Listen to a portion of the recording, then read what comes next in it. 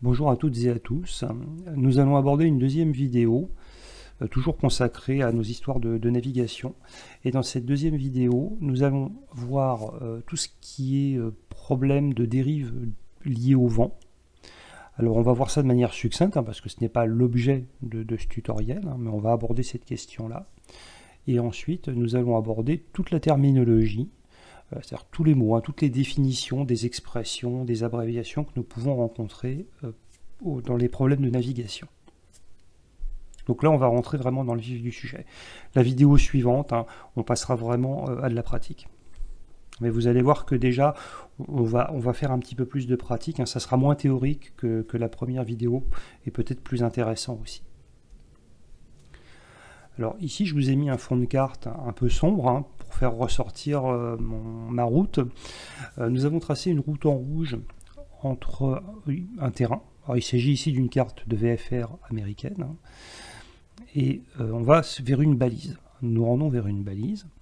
Alors la lecture se fait directement sur cette rose des vents. C'est une radiale. On abordera ça un peu plus loin. Et nous lisons ici une radiale qui est la radiale 200. Donc ça, c'est la direction, c'est ce qu'on appelle le relèvement magnétique de la station vers l'avion. Nous, notre route, évidemment, elle s'établit dans l'autre sens. Donc c'est le cap complémentaire, c'est-à-dire 200 moins 180, qui est égal à 0,20. Ça fait 20, c'est le cap 0,20. Il s'agit ici d'une route magnétique, parce que le cap que vous lisez sur un VOR, sur cette rose des vents, c'est un cap magnétique. Vous voyez que là, vous avez une flèche, et cette flèche, elle est déviée vers la droite, donc vers l'est. Et vous voyez que cette flèche, elle pointe vers le nord magnétique, et non pas vers le nord géographique. C'est pour ça qu'elle est penchée. Il y a une déclinaison assez importante aux États-Unis. Elle est ici, vous voyez, de 13,30 degrés est. On retrouve ici une de nos lignes isogones, 13 degrés est, un plomb plus,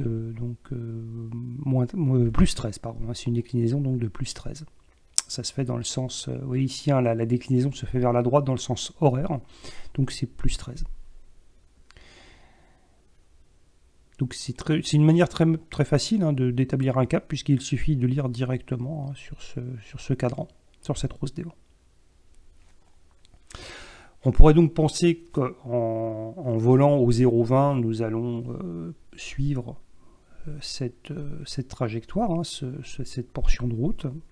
Et ce qui va se passer dans la réalité, c'est ceci. C'est-à-dire que nous allons, en affichant un cap compas au 0,20, conformément à ce que nous avions déterminé ici, nous allons nous retrouver ici. Alors, pourtant, notre avion regarde bien vers le 0,20, mais vous voyez qu'il vole à droite. On se retrouve à droite de notre route. On fait une erreur quand même assez conséquente.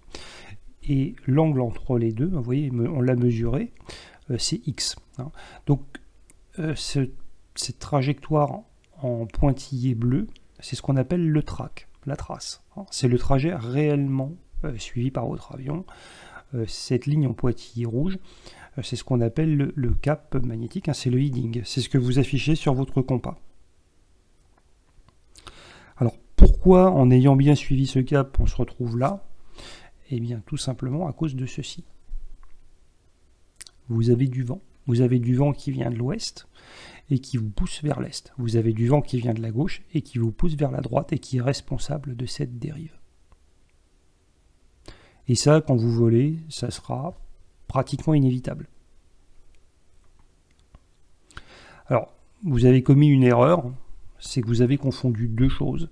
Vous avez confondu ceci qui est un avion avec ceci qui est un train. Tout simplement. La différence entre les deux, c'est quoi?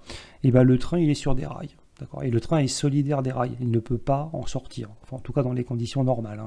Ça peut dérailler un train, mais c'est quand même assez rare. Mais le train, qu'il y ait du vent ou non, il va rester sur ses rails. Il ne va pas s'écarter du chemin tracé par les rails. Un avion, lui, il n'évolue pas, évidemment, sur des rails. Il évolue dans l'air.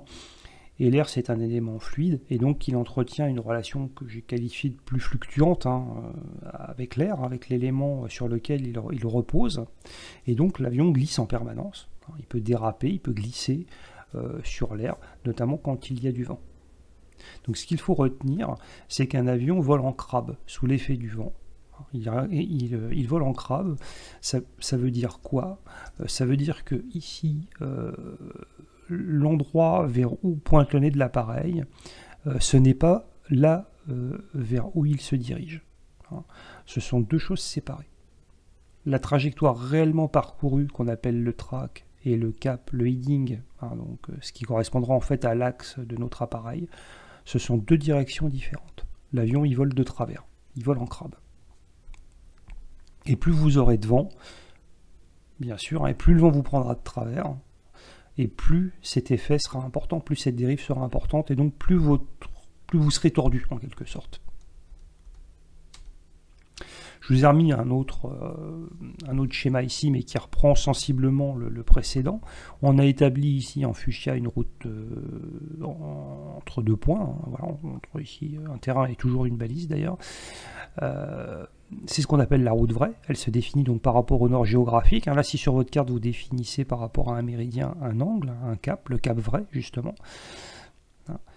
c'est la route vraie, c'est ce qu'on appelle en anglais la true course, ça il faut connaître ce terme, et c'est ce que vous aurez sur le GPS de désigner sous le terme de DTK pour Desired Track. Votre route, vous voyez que ici on a également du vent, alors là on avait du vent qui viendrait plutôt du sud et qui nous aurait donc poussé vers le nord, donc qui nous aurait poussé ici à gauche de notre route, et votre track, le trajet que vous avez parcouru, il est toujours ici en pointillé bleu. C'est ce que vous avez sur le GPS en TK. Track, TK. Enfin, TRK même. J'aurais dû mettre TRK, je crois que sur le GPS c'est TRK. Et vous voyez que le pilote essaye de compenser en virant à droite pour essayer de retrouver ici la route qu'il n'aurait pas dû quitter.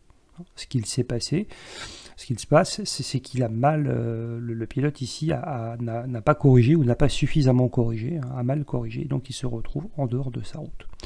Le but, alors si vous naviguez au GPS, vous allez rentrer cette route violette, là, enfin fuchsia plutôt, dans votre GPS, vous allez enclencher le pilote automatique et dès que vous allez vous écarter un tant soit peu de cette route, le pilote automatique, lui, va compenser en temps réel. Donc vous aurez une trajectoire parfaitement confondue avec cette route théorique. Si vous volez manuellement, vous n'apporterez pas évidemment la même correction, et vous aurez donc une trajectoire un peu plus comme ça, un peu plus erratique, soit à gauche, soit à droite, et vous essaierez de vous maintenir avec des corrections successives. L'idéal, c'est de ne pas se retrouver dans cette situation-là. C'est de corriger dès le départ. Sinon, on réalise ce qu'on appelle la courbe du chien. Vous allez faire une espèce de truc comme ça, et vous allez arriver, voilà, vous allez un peu vous perdre. Le risque de vous écarter de votre route, les risques sont nombreux. Déjà, vous allez parcourir une distance plus importante, donc vous allez mettre plus de temps, vous allez consommer plus de carburant. Vous allez vous retrouver dans des zones, vous risquez de vous perdre, tout simplement, mais vous risquez aussi de vous retrouver dans des zones qui sont réglementées et que vous n'avez pas prévu de traverser sur votre plan de vol, sur votre tracé. Vous pouvez vous retrouver dans des zones comme ça réglementées, des CTR, des TMA. Donc vous allez faire une incursion dans un espace aérien où vous n'étiez pas attendu. Donc le contrôleur aérien va peut-être vous contacter, vous dire bon, qu'est-ce que vous faites là, Vous risquez évidemment d'interférer avec la trajectoire d'autres appareils. Ça aussi, c'est particulièrement dangereux. C'est la raison pour laquelle il vaut mieux ici rester le plus près possible de notre route. Donc l'objet du log de nav, c'est justement de prévoir cette correction à l'avance de manière à avoir une trajectoire à peu près correcte. Alors, on est dans l'estimation, donc la trajectoire elle n'est jamais tout à fait exacte, mais d'avoir une trajectoire en tout cas la plus correcte possible, la plus proche possible ici de la route théorique. Alors le vent, ce vent qui fait tourner les ailes des moulins, elle fait dériver les avions. Donc on a vu dans la vidéo précédente qu'il fallait corriger notre route théorique de la déclinaison magnétique, éventuellement de la déviation du compas. Il faut maintenant apporter une troisième et dernière correction qui est la dérive due au vent. Alors comment faire pour estimer et calculer cette dérive?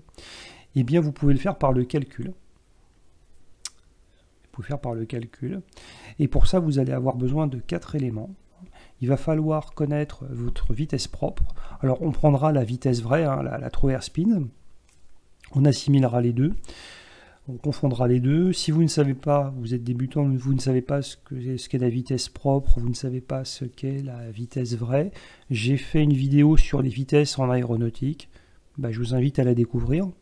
Je ne vais pas vous expliquer tout ça ici. Il faut connaître le cap de votre route. Ça, avec votre plan de vol, vous le connaissez. Il faut connaître la vitesse du vent et la direction du vent. Alors ça, ce sont des éléments que vous trouverez dans les bulletins météorologiques, dans les observations et dans les prévisions météo. À ce propos, d'ailleurs, j'ai fait également une vidéo sur les cartes TEMSI, les cartes WinTem. Hein. Les cartes WinTem, vous avez le vent. C'est un moyen de connaître un petit peu la météo que vous aurez sur votre route. Je vous donne le principe théorique de ce calcul de dérive. Ce n'est pas l'objet et on ne l'utilisera pas. Hein. Mais il faut calculer le facteur de base qui est égal à 60 divisé par votre vitesse propre. Le facteur de base, c'est le temps que vous allez mettre pour parcourir une unité de distance. Cette unité de distance, elle vous est donnée par l'unité de votre vitesse. Si votre vitesse, c'est le nœud, l'unité de distance, ce sera le mille nautique. Si votre vitesse, c'est le kilomètre-heure, l'unité de distance, ce sera le kilomètre. Si ce sont des miles terrestres par heure, l'unité de distance, ce sera le mile. En général, on s'exprime en nœuds, hein, donc le facteur de base vous donne le temps que vous allez mettre pour voler une distance de 1 nautique. À partir de là, vous calculez la dérive maximale, qui est égale au produit du facteur de base qu'on vient de calculer par la vitesse du vent. La dérive max, c'est la dérive que vous auriez en théorie si le vent ici venait frapper votre appareil, venait taper votre appareil perpendiculairement. C'est là où l'effet du vent est le plus fort sur votre dérive. C'est là où le vent va vous faire dériver le plus. Ensuite, il faut calculer l'angle au vent. L'angle au vent, c'est l'angle entre la route magnétique suivie par votre appareil et la direction du vent. À partir de là, vous pouvez trouver la dérive, qui est égale au produit de la dérive maximale par le sinus de l'angle au vent. Donc vous voyez que c'est un calcul un petit peu fastidieux à faire. En pratique, vous pouvez utiliser une calculette pour faire ce calcul. Il existe également des techniques de calcul mental. Alors, je ne vais pas vous décrire tout ça, mais on va en dire deux mots. Les techniques de calcul mental, on vous explique comment calculer un sinus d'angle de tête. Alors, ça se fait, il y a des techniques pour le faire. Ça fonctionne, ça fonctionne. On est encore une fois dans l'estimation, c'est un peu à la louche, c'est pas la peine d'avoir 5 chiffres après la virgule. On est avec une erreur de l'ordre du degré, ça pose aucun problème, on peut faire pas mal d'arrondis sur ce type de calcul, c'est vraiment sans aucune, il n'y a pas de conséquences, on est vraiment dans l'estimation. Les techniques du calcul mental, c'est très bien, si vous les utilisez tout le temps, régulièrement, si vous volez comme ça. D'accord, je vous invite. Alors là, je ne vais pas vous les détailler, il y a des sites qui le font, il y a des pages qui les décrivent, qui sont pas mal faites. Si vous ne pensez pas voler comme ça, c'est pas la peine d'aller vous embêter avec ça. Vous les oublierez. Ce sont des techniques qu'au bout d'une semaine, vous aurez tout oublié. Vous avez une autre technique du calcul mental, qui celle-là a plus ma préférence, c'est la méthode des tiers arrondis. Elle est un peu plus approximative, mais elle est plus, je dirais, elle est plus visuelle, elle est plus empirique, et elle offre une précision quand même suffisante la plupart du temps. On divise en fait autour de l'avion l'espace en 4, en 4 cadrans, et ensuite chaque cadran est divisé en 3. Et suivant le secteur d'où vient le vent, en ayant calculé la dérive maximale de tête, ça peut se faire relativement facilement, on peut estimer grosso modo la dérive. Voilà. Méthode des tiers arrondis parce qu'on divise chaque cadran en 3 secteurs.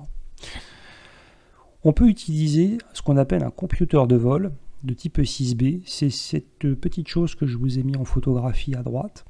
C'est une règle à calcul un petit peu élaborée quand même, qu'on utilise en aéronautique. Alors, c'est un petit peu archaïque. Je ne sais pas si on l'enseigne encore en brevet de pilotage. Alors ça coûte un modèle comme ça, on en trouve autour d'une trentaine d'euros sur le net. Hein. Il y en a des beaucoup plus chers, mais un modèle comme ça à 30 euros, c'est très très très bien.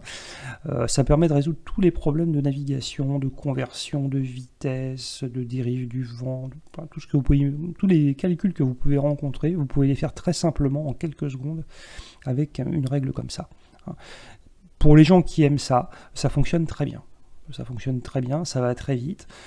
Bon, ça demande un peu d'entraînement, mais c'est vrai qu'une fois qu'on a compris le fonctionnement, c'est assez amusant. Voilà. Maintenant, c'est vrai que, bon, c'est peut-être un petit peu ancien comme façon de faire. Vous avez des calculettes électroniques qui coûtent cher et qui sont des calculettes qui vous permettent de résoudre, hein, qui sont des calculettes qui sont adaptées pour résoudre tous les problèmes de navigation. Bon, si vous avez 150 € à perdre, pourquoi pas. Vous avez également des applications que vous pouvez télécharger sur des téléphones portables, par exemple, hein, qui sont gratuites ou payantes, qui font la même chose. Et vous avez enfin une dernière façon de faire, ça va être ce qu'on appelle un émulateur E6B. Alors l'émulateur E6B, il fait exactement la même chose ici que votre règle comme ça, hein, que votre computer de vol, mais c'est sous la forme d'une page internet. Et ça, je vous le montrerai parce que c'est la méthode qui a ma préférence. Elle est gratuite. Et elle est très facile et ça résout vraiment tous les problèmes. Donc on abordera cette page-là dans la 3e vidéo. Et pour ce qui concerne la dérive due au vent, on s'en tiendra là. Alors, je ne vais pas vous faire un cours là-dessus. C'est vraiment lourdingue, donc on ne va pas en parler plus. On verra ça plutôt au travers d'exemples dans la 3e vidéo et vous verrez que c'est finalement assez simple. Justement avec une page, hein, avec cette page-là, vous verrez que c'est très facile de résoudre tous les problèmes de navigation. On va maintenant parler de terminologie, on va expliquer un peu tous les termes, et on va rentrer un peu plus dans le vif du sujet. La route que vous avez tracée sur la carte, elle est déterminée, hein, on s'en souvient, par rapport au nord géographique, qu'on appelle également le nord vrai. En anglais, parce qu'on parle beaucoup en anglais, c'est ce qu'on appelle l'intended course. On parle plus souvent de true course, hein, de TTC. Hein. La true course, c'est la route vraie. Hein. C'est celle que vous avez tracée sur la carte et qui est définie par rapport au nord géographique. Ça, il faut le savoir. On a ensuite ce qu'on appelle la magnetic course, notée MC. C'est la même route, mais cette fois-ci, le cap, il est exprimé par rapport au nord magnétique. Donc c'est la true course, hein, qui est corrigée de la déclinaison magnétique. C'est ce qu'on a vu dans la première vidéo. Hein. Mais là, on commence à mettre un nom sur les choses. Je vous ai fait un petit schéma pour fixer un peu les esprits, hein, mais c'est ce qu'on a fait au cours de la première vidéo. Vous avez une route donc théorique 120 hein, qui est tracée en bleu sur une carte, et vous voyez qu'on se réfère ici au nord géographique, qui est noté ici en rouge. Hein, vous savez, si à l'école vous prenez un repère orthonormé OIJ, hein, bah voilà, vous y êtes. Hein. Le cap, vous allez le lire directement avec un rapporteur, hein, donc c'est l'angle formé ici entre ce nord géographique et la route que vous avez tracée. C'est le cap vrai, hein, c'est la true course, c'est donc 0,40. Hein. Là, cap vrai et true course, c'est la même chose.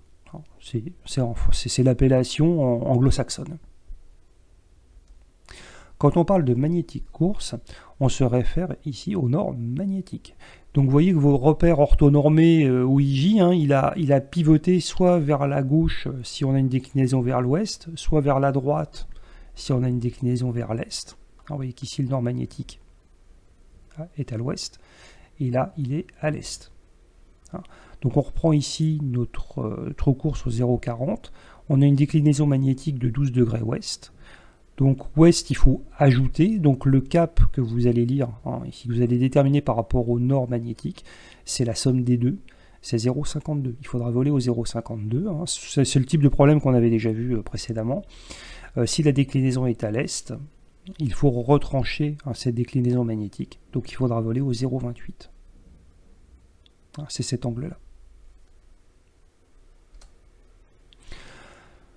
Ici, sur une carte de VFR américaine, hein, on a déterminé la true course au 0,95, hein, c'est le cap vrai, et vous voyez qu'on a ici une ligne isogone qui nous dit que la déclinaison elle est de 7 degrés ouest, il va donc à l'ouest, il va donc falloir rajouter ces 7 degrés à notre cap, à notre trou course. Donc la course, la magnétique course, hein, la route magnétique, ce sera le 102. 95 plus 7. Vous voyez, on peut faire ça directement, hein, sur une carte comme ça, vous pouvez le calculer directement. On pourrait également lire, hein, ici, sur notre rose des vents, notre route magnétique, puisque je vous rappelle, hein, sur la rose des vents, c'est un cap magnétique que vous lisez. Alors un terme très important, c'est le heading. Heading en anglais, ça veut dire cap. Alors attention, parce que ce terme, il peut être accompagné d'un qualificatif qui va lui donner un sens différent. Donc ça, c'est sujet à confusion. Mais le heading, quand on l'utilise tout seul, quand vous rencontrez juste ce terme, habituellement, ça désigne le cap que vous lisez sur le directionnel ou sur le compas magnétique. Donc c'est un cap qui est exprimé par rapport au nord magnétique, et ça désigne la direction vers laquelle pointe le nez de l'appareil. C'est la ligne de foi, hein, la ligne de foi de votre compas magnétique. Et ben, c'est ce que vous lisez, c'est le heading. Faites très attention, le heading, ce n'est pas la direction vers laquelle vous volez. C'est la direction vers laquelle vous regardez. C'est la direction de l'axe de votre appareil. Et je vous rappelle, vous volez en crabe. Donc votre track, votre route, est décalée de quelques degrés à gauche ou à droite. Le heading, ce n'est pas la route. À cause justement de la dérive. Nous allons définir maintenant un peu plus précisément les termes que vous allez rencontrer dans le log de nav. Hein. Le true heading, c'est la true course, donc le cap géographique que vous avez déterminé sur la carte avec un rapporteur, que vous allez corriger du vent. D'accord ? True heading, hein, true, vous pensez, true c'est vrai en anglais, hein. C'est donc le cap vrai, hein, ça se rapporte au cap vrai, le true heading c'est le cap vrai, qui va être corrigé donc, de la dérive du vent, donc de ce qu'on appelle le WCA, c'est le Wind Correction Angle. C'est l'inverse de la dérive. Hein, si vous avez une dérive de 5 degrés, hein, si le vent vous fait dériver de 5 degrés donc sur la droite, votre angle, hein, votre WCA, il sera égal à moins 5. Si le vent vous dérive de 3 degrés à gauche, c'est-à-dire moins 3, hein, vers la gauche, on est dans le sens anti-horaire, donc c'est un angle négatif, le WCA sera égal à plus 3, hein, c'est l'angle opposé. Donc le true heading, hein, c'est la true course plus l'angle de correction au vent. On aurait pu dire ou moins x, hein, ou moins la dérive. Je vous ai fait un petit schéma pour que ça soit clair. Vous dessinez ici une route, un segment de route. Vous mesurez ici votre true course, votre cap vrai par rapport au nord géographique, hein, sur un méridien. Le vent, ici, vous voyez, vous dérive de x à droite. Donc ce sera un angle positif. Il faudra donc compenser de moins x. Hein. Donc l'angle de correction au vent, le WCA, sera égal à moins x. Donc ici, ce sera un angle négatif. Hein. Vers la gauche, c'est négatif. Tout simplement. Donc vous allez voler, votre heading, ce sera ça, et en volant comme ça, en crabe, vous devriez suivre ici votre chemin en fuchsia. Encore une fois, hein, le heading, ce n'est pas le track. Là, c'est visible. Voilà. Hein, ouais. Votre avion va voler comme ça, enfin, de travers, et il volera ici sur cette, en théorie en tout cas, il volera ici, hein, sur cette trajectoire.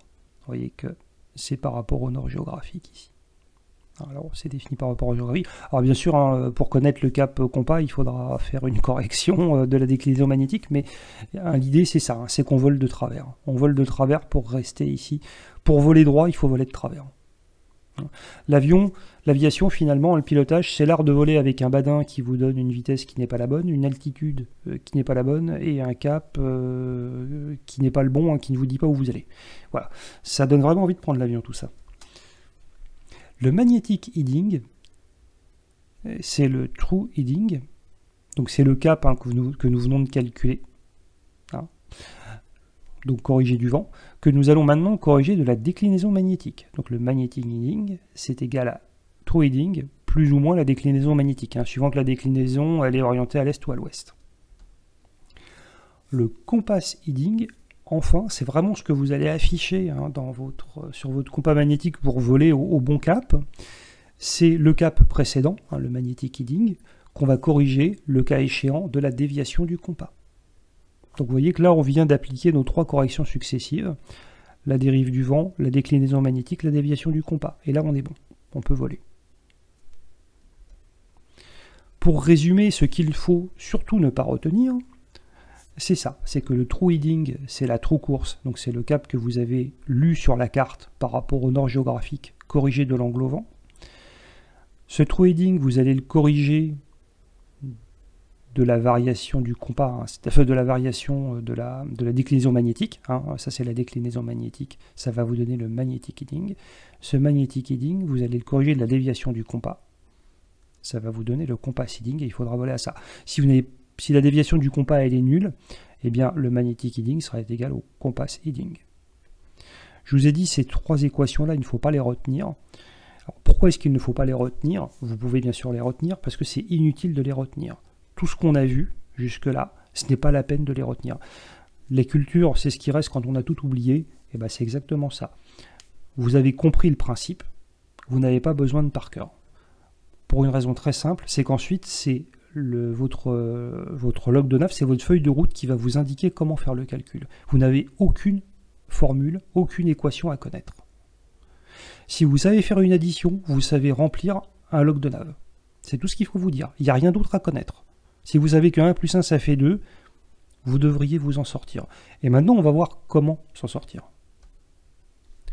Le log de nav, alors ici j'ai pris du VFR, pour faire du VFR, c'est ce qu'il y a de plus complet. Ce qui va nous intéresser, c'est ici le vent. Alors la direction du vent et la vitesse, velocity, c'est la vitesse. Vous trouverez ça sur les bulletins météo, sur les prévisions météo. De là, vous en déduirez votre WCA, votre angle de correction au vent. Maintenant, les termes, vous savez quand même ce qu'ils veulent dire. Et en fait, ce sont ces 7 cases-là qui vont nous intéresser pour finalement déterminer notre cap effectif, celui qu'il faudra vraiment mettre en œuvre en vol. Et vous voyez qu'il va falloir passer par toutes ces cases. Eh bien, toutes ces cases, elles utilisent les formules qu'on a vues précédemment. Et je vous ai dit que c'est inutile de connaître ces formules parce qu'il va tout simplement falloir suivre ici l'ordre des cases. Et l'ordre de ces cases va vous donner, en fait, le calcul, sans avoir besoin de vous casser la tête. La true course ici, on se souvient, c'est la route que vous avez déterminée sur votre carte par rapport au nord géographique. Cette valeur, vous la connaissez, il suffit de la reporter ici. Ensuite, vous allez retrouver ici le WCA. Vous savez maintenant que c'est la correction, c'est l'angle de correction au vent.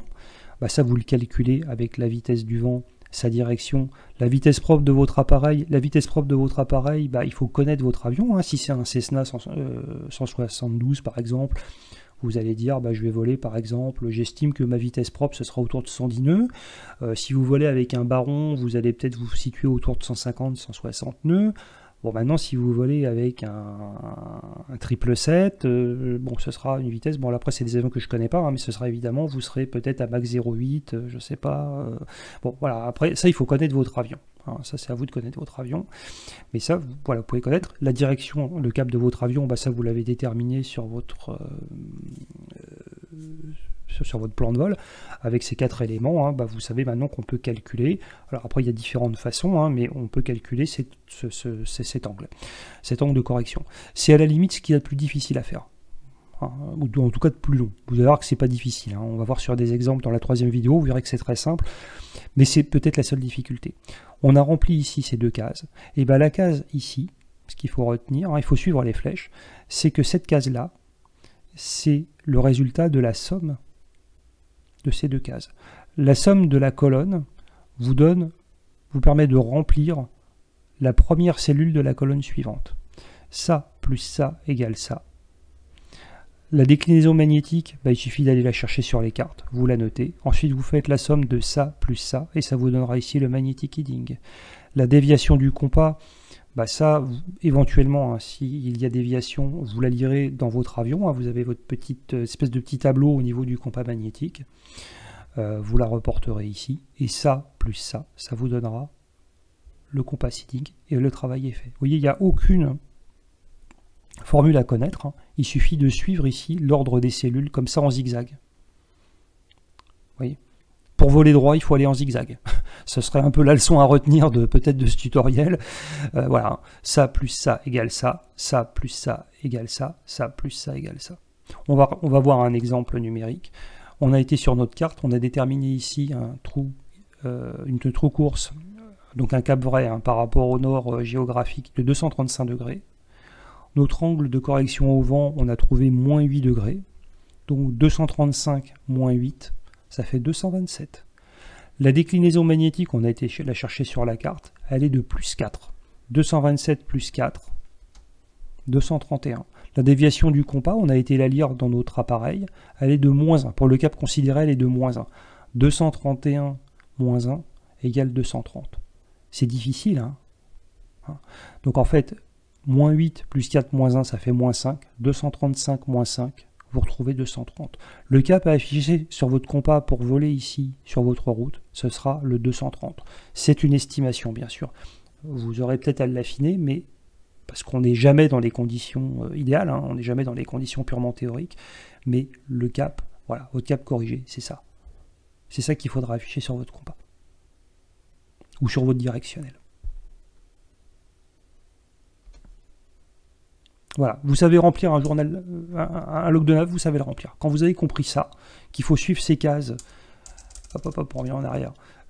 Quand vous avez compris qu'il faut que les cases fonctionnaient comme ça, et que vous savez évidemment grosso modo à quoi correspondent les termes, hein, c'est pour ça qu'il fallait définir, il fallait faire de la théorie, hein, pour faire de la pratique il faut passer par la théorie, vous avez tout compris. Et tout ce que vous avez appris avant, vous pouvez l'oublier. D'accord. Il suffit simplement, ici après, de suivre ces cases, l'ordre de ces cases. Ensuite, bien sûr, on verra sur des exemples pratiques hein, comment en pratiquer plus en détail. Allez, on retourne en avant. On va définir encore... Alors là, on va sortir hein, de notre histoire de log de nav, etc. Mais il y a un certain nombre de termes qu'on rencontre également en navigation qui posent problème aux débutants, et peut-être pas qu'aux débutants d'ailleurs. On va les définir ici de manière assez simple. Le gisement, qu'on appelle également en anglais le relative bearing, c'est l'angle formé entre le cap magnétique, le heading, c'est là où pointe le nez de votre appareil. C'est ce que vous lirez sur le compas magnétique, ce qu'on appelle également la ligne de foi, et la direction vers un point. Ici, on a mis une petite balise NDB. Le gisement, c'est la différence entre ça. C'est pas un cap, hein. C'est un angle. C'est la valeur, ici, c'est la différence entre ces deux-là, entre ces deux directions. Le relèvement. Pour un observateur, c'est l'angle formé entre le nord et la direction vers un point. Habituellement, il s'agit du nord géographique, on parle alors de relèvement vrai, parce que le nord géographique, c'est le nord vrai, donc relèvement vrai. On n'a pas été chercher très loin. Si on se réfère au nord magnétique, on parle alors de relèvement magnétique. On parle également en anglais de magnetic bearing. Pour résumer, un schéma que vous trouverez l'équivalent, hein, ou à peu près la même chose ailleurs. Hein. Notre avion, il vole ici. Voilà, on a son heading. Ça ne veut pas dire qu'il vole dans cette direction, hein, mais ça veut dire que son cap magnétique, ce qu'il a affiché sur le compas, c'est ça. Et donc que le nez regarde dans cette direction. C'est le heading, hein, je vous le rappelle. Et peut-être que l'avion vole comme ça ou comme ça, hein, parce que le vent peut le pousser à gauche ou à droite. Hein. Mais ça, c'est là où vous regardez. Vous avez le nord géographique et vous avez le nord magnétique. On a ici une déclinaison à l'ouest, hein, que j'ai peut-être, que j'ai bien marqué. On a une déclinaison ici qui est assez importante vers l'ouest. Le cap magnétique, c'est donc le cap entre le nord magnétique et votre heading. Enfin, et le nez de votre appareil, hein, là où on regarde et l'axe de votre appareil. Le gisement, alors vous voyez qu'ici on s'est intéressé à nouveau à une balise qu'on a mise ici. Le gisement, on l'a vu, c'est l'angle entre le heading et la direction vers un point, ici la balise. Le relèvement vrai, c'est l'angle entre le nord géographique et cette direction. Donc le nord géographique, hop, on parcourt ça, c'est le relèvement vrai. Le relèvement magnétique, c'est la même chose, mais par rapport au nord magnétique. Donc c'est cet angle-là. Hein, pour résumer, hein, les diapos qu'on vient de voir, ça tient sur un schéma. Si vous avez compris ça, ces termes-là ne devraient plus vous poser de problème, qu'ils soient en français ou en anglais. Il y a également des problèmes, des mots, des petits termes qui posent problème aux débutants et aussi aux autres. Hein. C'est des histoires de radial, de QDR, de QDM quand vous utilisez des VOR. La radiale, qu'on appelle aussi... Alors, normalement, il paraît qu'on dit le radial. Bon, moi, j'ai toujours dit la radiale, mais je crois que le terme exact, hein, et probablement qu'on me reprendra là-dessus, c'est le radial. Mais bon, peu importe. Le radial, si vous voulez, ou QDR, c'est le relèvement magnétique. Vous savez maintenant ce que c'est qu'un relèvement magnétique. Si vous avez un doute, revenez sur la diapo précédente. C'est le relèvement magnétique de la station vers l'avion. Et là, le sens est important. De la station vers l'avion. C'est dans ce sens-là. QDR ou radial, avec un R, pensez rayon. Je vous ai mis un petit soleil. Un soleil, ça rayonne de l'intérieur vers l'extérieur. D'accord, le VOR, c'est pareil. Le VOR avec un R, ça rayonne. Voilà, vous avez cette rose des vents. Et on va lire donc directement notre radial ici, sur cette rose des vents. Ici, c'est le radial, ou la radiale, ou le radial 310. Et je vous rappelle qu'il s'agit d'un cap magnétique. Vous voyez que là, on a une déclinaison vers l'ouest. Le nord, vous voyez, il est penché vers l'ouest. C'est un cap magnétique que vous lirez directement. C'est très pratique. Il n'y a pas besoin d'apporter de la correction de la déclinaison. Vous lisez le cap directement. Donc, QDR ou radial, c'est la même chose. Pensez rayon, c'est la direction, c'est le cap de la station vers l'avion. Mais ce qui va nous intéresser à nous, c'est de voler vers, évidemment, la balise. Donc, le cap qu'il faudra prendre, c'est pas le 310, c'est le cap inverse. Donc, c'est 310 moins 180. Et bien, ça, c'est le QDM. Le QDM, c'est toujours le relèvement magnétique, mais cette fois-ci de l'avion vers la balise. C'est exactement l'inverse. D'accord ? Donc le QDM, c'est égal à QDR plus ou moins 180 degrés. 310 moins 180, ça fait 130. QDM avec un M, pensez maison, comme ici. Maison. Vous allez à la maison. Donc, hop, c'est de l'avion vers la balise. Et ce cap, vous le lirez directement ici en prolongeant à l'opposé, et vous allez donc le lire ici. Et c'est toujours, bien sûr, un cap magnétique. QDM, QDR radial, il faut que ça soit clair. Le GPS regarde vers l'arrière. Alors pourquoi je vous dis ça? Le GPS, ce n'est pas une boussole. Il ne peut pas vous dire vers où pointe le nez de votre avion. Ça, c'est le travail du compas. Le GPS, il enregistre votre position et vos positions successives au cours du vol. C'est ce qu'on appelle le track. C'est la trace, c'est l'empreinte en quelque sorte que laisserait votre appareil, votre avion dans le sol. C'est le chemin, le trajet que vous avez parcouru. D'accord. Et le GPS, lui, il compare ce chemin, le track, que vous avez réellement parcouru, avec la route établie sur la carte, avec la route théorique qu'on appelle la DTK, la route désirée, le track désiré. Il ne faut donc pas confondre le track, le TRK avec le DTK, il ne faut pas non plus confondre le track avec le heading. Je vous rappelle que le heading, c'est le cap magnétique, c'est là où regarde le nez de votre avion, c'est là où pointe le nez de votre avion, mais comme vous volez en crabe, ce n'est pas vers là où vous volez. Vous avez toujours un décalage de quelques degrés entre les deux. Donc ce que je vous ai dit, c'est que le compas, lui, regarde vers l'avant, le GPS, lui, regarde vers l'arrière. Le GPS, il vous dit d'où vous venez. Il ne vous dit pas où vous allez. Ça peut paraître curieux, mais c'est comme ça. Au parking, en théorie, alors il faudrait voir si ça... J'ai pas fait l'essai, mais dans la réalité, c'est comme ça, normalement. Au parking, si vous êtes à l'arrêt et que vous allumez votre avionique, le compas va vous donner... Même si vous n'allumez rien du tout, le compas magnétique, c'est une boussole, il va vous indiquer une direction. Il va vous dire, voilà, le nez de votre appareil, il pointe au 230, ou il pointe au 140. Le GPS, lui, va être incapable de vous dire ça. Il va vous dire où vous vous trouvez, il va vous dire latitude, longitude, mais tant que vous ne vous déplacez pas, il est incapable de vous dire, de vous donner un élément de direction. Il ne le sait pas. Il faut que vous bougiez, et là il va commencer à tracer des petits points, à dire hop, hop, hop, voilà, et là il va vous dire ah bah oui effectivement la route elle est orientée comme ça. D'accord, ça c'est vraiment fondamental. Je vous ai fait ici une copie d'écran de la planche de bord du Cessna de Laminar, et voilà, je vous ai mis en surbrillance des éléments, donc on va considérer qu'on vole ici au 123. Et que voilà, on a ces informations-là. On a un track ici qui s'établit au 114, et on a un DTK ici, donc une route recherchée, une route théorique, qu'on a donc rentrée dans le GPS qui s'établit au 114. Et là, la première chose qu'on se dit, c'est qu'on est pas mal du tout, on est même très bien, on est même formidablement bien. Voilà, on est les meilleurs pilotes du monde, parce que vraiment, on est super bien. On est même tellement bien qu'on va jamais arriver à destination. Alors pourquoi je vous dis ça? La propriété de deux droites parallèles, ou de deux segments de droite parallèles, c'est qu'ils ne se rencontrent jamais. Et bien ici, votre track, la route, votre route ici que vous suivez, ne rencontrera jamais votre route théorique, la route que vous avez dessinée sur la carte, tout simplement parce que ces deux routes sont parallèles. Cette information, en fait, parce que là, vous n'avez pas lu les bonnes informations, ou en tout cas, vous n'avez pas lu toutes les informations que vous donne le GPS, et ce qui est intéressant ici, c'est d'aller voir ce qui se passe en bas. Et le GPS, il vous dit quoi? Il vous dit qu'on vole de LFRS, donc c'est le code de l'aéroport de Nantes, vers le VOR de Poitiers, Papa Oscar India.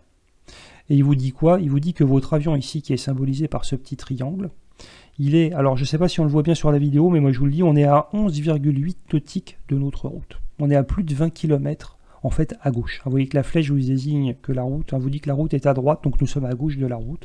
Ce que vous confirme d'ailleurs l'écran ici. La route ici, elle est tracée en fuchsia, comme ça, c'est cette ligne verticale. Et votre appareil, il est là. Et vous voyez, on est bien à gauche de notre route. Il ne faut pas confondre le track et ici la route recherchée. Ce n'est pas parce que ces caps sont identiques que vous êtes sur la route. Il faut aller voir ce qui se passe en bas. Attention à ça. D'accord ?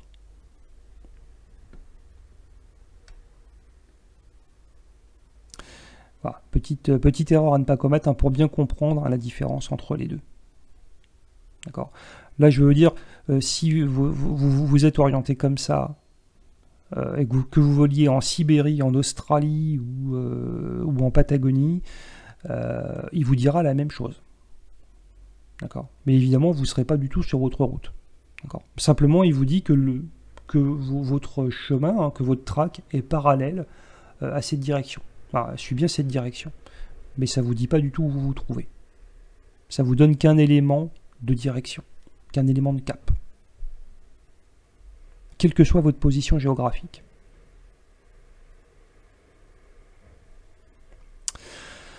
Ici, vous voyez qu'on est en notre GPS, on ne vole pas en GPS, notre GPS il est en VLOC. Donc ça veut dire qu'on utilise cet instrument, on utilise en fait une balise. Là, vous voyez, on est en fait sur le VOR de Poitiers. On est sur la radiale 304 et nous sommes à 66 nautiques environ du VOR de Poitiers. Ça, c'est une distance sol. Attention, c'est pas du DME, c'est une distance sol. Vous voyez que notre petit instrument là nous dit qu'on capte. On est en tout. Donc on a fixé la radiale 100. On est en tout, donc on se dirige vers la radiale. Et que ici, on n'est pas centré, on n'est pas sur notre radiale 100. L'aiguille n'est pas centrée. On vole au 123. Quel cap est-ce qu'il faudrait, on va réviser un petit peu la navigation au VOR, quel cap est-ce qu'il faudrait adopter pour retrouver, pour aller couper cette radiale? Alors je vous avais fait un petit topo là-dessus, c'est une vidéo un peu ancienne maintenant. Je vous ai donné un moyen technique assez simple pour retrouver un cap d'interception. On regarde d'abord le drapeau nous dit tout.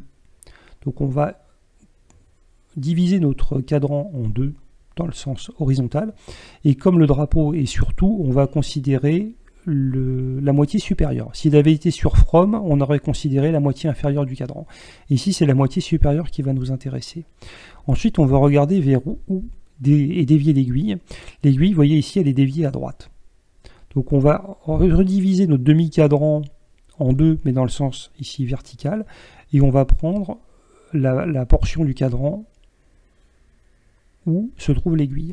Donc c'est ce quart supérieur droit qui va nous intéresser dans notre exemple. On a un angle droit ici, on va prendre la bissectrice de cet angle. Ça va nous faire tomber à peu près au 140. Et bien il faudra voler au 140. Si vous volez au 140, vous allez intercepter de votre radial 100. Si vous voulez le cap d'interception le plus direct, il faudra le lire directement ici. Ce sera donc à peu près le 190. Là, vous allez intercepter perpendiculairement votre radial. Alors, en général, on ne prend pas un cap d'interception aussi court. Hein. On va généralement prendre quelque chose d'un peu plus biaisé. C'est comme ça que vous pouvez vous retrouver, je vous donne le truc, que vous pouvez vous retrouver sur un VOR. Si le drapeau avait été dirigé ici en from et notre aiguille dirigée vers la gauche, eh ben, il aurait fallu prendre le quart inférieur gauche et lire notre cap ici à peu près au 300, 320, quelque chose comme ça. Une fois qu'on a intercepté notre radial et qu'on est donc avec une aiguille centrée, on va aligner notre cap, bien sûr. Hein. Une fois qu'on a volé au 140, hein, l'aiguille commence à se centrer, on va redresser notre cap et on va s'aligner ici sur le 100. Si vous volez comme ça, bah, vous savez bien que le vent va vous faire dévier à gauche ou à droite au bout de quelques minutes. Donc il faudra corriger. Alors là, deux choses l'une. Soit vous avez fait tout le travail qu'on a vu auparavant, donc vous avez déterminé votre angle de correction au vent, etc. Et donc vous allez corriger votre cap en disant, bah, par exemple, ma correction c'est moins 5, donc vous allez voler au 0,95, ou c'est plus 3, et vous allez voler donc au 103. D'accord ? Si jamais vous n'avez pas fait ça, que vous avez la flemme de le faire, ou que vous rencontrez peut-être une météo un peu inattendue, hein, vous vous trouvez dans une situation que vous n'avez peut-être pas prévue, ça peut arriver. Je vais vous donner un truc, parce que c'est une façon de faire que je n'ai jamais vue décrite, donc je pense qu'elle n'est pas très académique. Je ne pense pas que les pilotes l'utilisent, probablement parce qu'elle n'est pas fiable.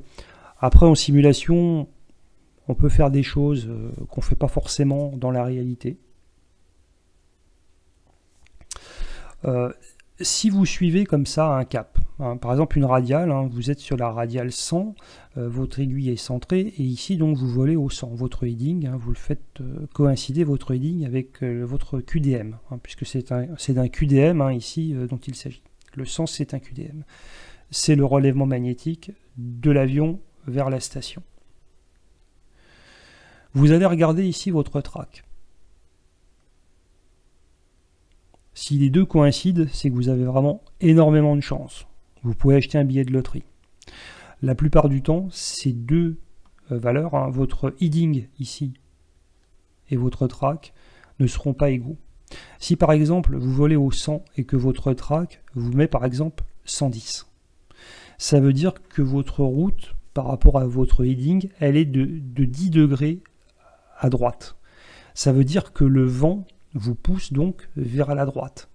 Il faudra donc compenser à gauche. Il faudra compenser de combien? Eh bien, de la différence entre le heading et le track. Donc si vous avez un heading ici à 100 degrés et que vous avez un track à 110, eh bien la différence, enfin l'angle de correction, ce sera 100 moins 110, c'est moins 10. Il faudra donc voler au 100 moins 10, il faudra voler au 0,90. Et en volant au 0,90, vous devriez rester ici sur votre radial. Cet écart entre le heading et le track, c'est grosso modo l'angle de correction au vent, le WCA, et l'erreur due au compas, hein, si vous volez au compas magnétique. Voilà. Si vous volez avec un compas gyromagnétique, la déviation du compas elle est nulle, ce sera l'angle de correction au vent, ça correspondra à l'angle de correction au vent.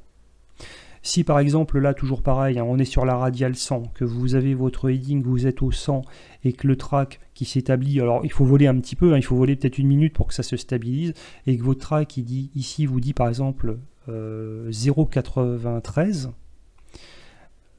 entre le 100 et le 0,93, hein, la différence c'est 100 moins 93, c'est 7.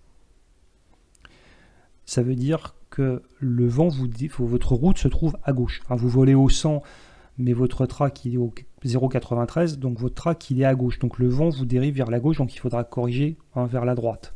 Bien sûr, il faudra corriger en sens inverse.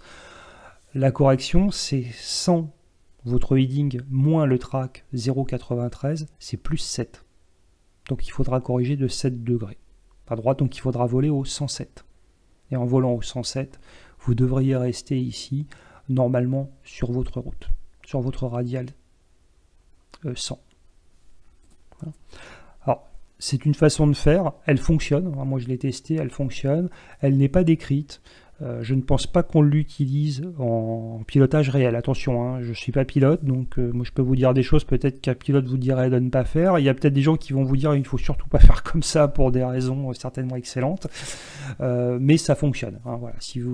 Voilà. Ça peut aussi servir un peu de vérification. Hein. C'est-à-dire que vous avez déterminé votre angle de correction, vous êtes en vol, vous vous demandez finalement si votre angle de correction est-ce qu'il est correct, bah vous pouvez comparer ces deux valeurs. Si par exemple vous avez déterminé théoriquement hein, dans votre journal de navigation, quand vous avez rempli toutes vos cases, vous avez dit ok il faut corriger de -7, bah, vous faites mon petit truc, si vous trouvez que ça fait -7 ou que ça fait -6 ou que ça fait -8, bon, à plus ou moins 1 degré près, on est bien. Si par contre vous avez déterminé théoriquement que la correction elle est de -7 et que là, quand vous faites ce petit calcul entre votre heading et votre track et vous trouvez, je sais pas, +20, il y a une différence qui est absolument énorme. Il y a un problème quelque part. Il y a quelque chose qui ne va pas. D'accord, là, il faut commencer à vous poser des questions. Voilà. Donc encore une fois, hein, c'est un truc. Disons que ce n'est pas une technique de navigation, c'est plus un truc que je vous donne. Vous l'utilisez, vous ne l'utilisez pas, c'est votre problème. Mais en simulation, on peut se permettre des choses qu'on ne ferait pas forcément en vol réel. Après, il y a des gens qui vont me dire, bah, quitte à utiliser le GPS, pourquoi ne pas utiliser directement le GPS, c'est-à-dire ici, appuyer sur le bouton CDI, passer en GPS, enclencher le pilote automatique en mode nav, et automatiquement, bien sûr, hein, le pilote automatique et le GPS, ici, vont nous faire tourner à droite pour retrouver notre route, et bien sûr, voler, faire une trajectoire absolument impeccable. Évidemment qu'on peut faire comme ça, mais si on fait ça, on ne se pose plus aucune question. Et je trouve que le pilotage perd beaucoup de charme, en tout cas avec ce type d'appareil. Alors après, sur des appareils beaucoup plus complexes, oui, il y a tellement de choses à s'occuper que c'est une aide précieuse, évidemment. Hein. Quand vous pilotez un gros appareil, vous utilisez le FMC, etc. Mais sur des petits appareils comme ça, si vous appuyez sur le bouton et vous regardez les avions voler, je trouve que c'est un peu tristounet. Voilà. Je ferme la parenthèse. Je crois qu'on a vu l'essentiel de ce qu'on avait à voir hein, sur tous ces termes, sur toutes ces explications, toutes ces histoires de correction. Sur une dernière diapo, mais on ne va pas la détailler, je vous ai mis, je crois, le résumé un petit peu de tout ce qu'on a dit, hein, de toutes les définitions, de tous les termes. Donc vous pouvez très bien vous faire une copie d'écran hein, de cette diapo pour avoir tout sous les yeux. Voilà. Et on va s'en tenir là. Et je pense que c'est déjà assez dense comme ça. Hein, donc on a vu les histoires de dérive, succinctement les histoires de dérive du haut vent. On a abordé toute la terminologie concernant hein, tous ces termes, hein, ici qu'il faut quand même avoir vu. On a vu comment remplir un log de nav finalement sans connaître les formules par cœur. Hein. On a vu qu'il fallait simplement suivre les cases. Bon, on a abordé plein de petites choses. J'espère que ces deux vidéos vous auront à la fois intéressé et vous auront appris des choses. Encore une fois, ça s'adresse principalement aux gens qui débutent hein, ou qui ne sont pas encore peut-être pas trop expérimentés, qui rencontrent peut-être des difficultés sur la façon de faire des plans de vol, de la manière ensuite de les mettre en œuvre. Donc je pense que ça vous aura quand même fait progresser. Voilà. Je vous donne rendez-vous dans une troisième vidéo là qui sera, je vous rassure, purement pratique. Hein, là, on va vraiment aborder des outils et on fera quelques petits exercices hein, pour voir en fait comment mettre tout ça en œuvre. Comme toujours, je vous remercie pour votre immense attention, pour votre fidélité, pour vos remarques aussi, hein, parce que j'ai pas mal de remarques, d'encouragement aussi, ça fait plaisir. Et je vous dis donc à très bientôt pour notre troisième vidéo, donc qui là sera orientée pratique. Hein, voilà, vous allez voir des exemples pratiques, hein, vous allez voir comment on travaille. Voilà. Encore merci et à bientôt.